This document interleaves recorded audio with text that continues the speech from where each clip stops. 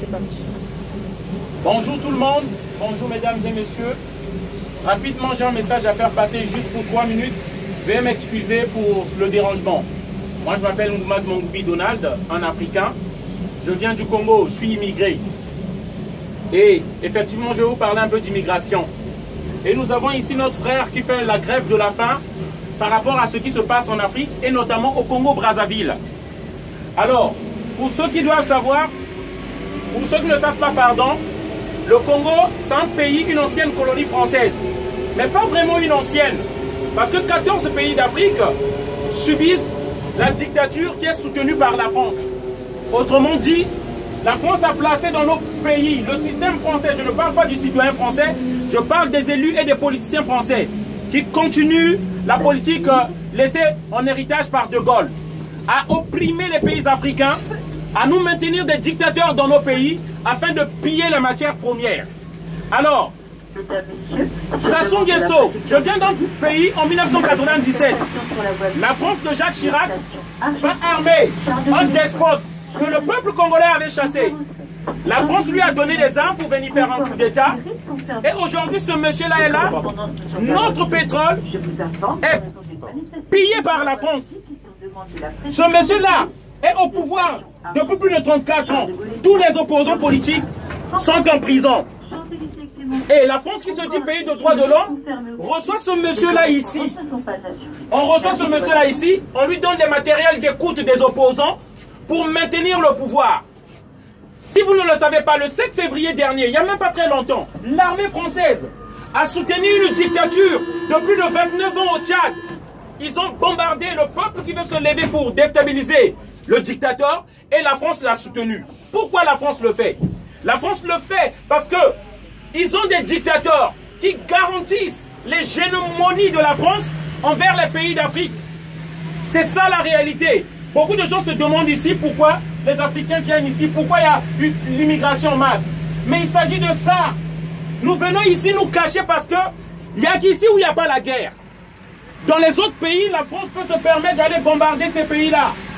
Et comme la sécurité c'est ici, nous tous nous allons venir ici en tant qu'Africains. On a maintenu un dictateur au pouvoir qui tue ces femmes-là, ces pauvres femmes-là. Là, au Congo, pour modifier la constitution, conseillée par la France. La France de Hollande a conseillé à Denis Sassou Nguesso de modifier la constitution. Regardez ces femmes innocentes, sans armes qu'on tue. Et là, il est là avec Macron, ce monsieur-là, dont je vous parle.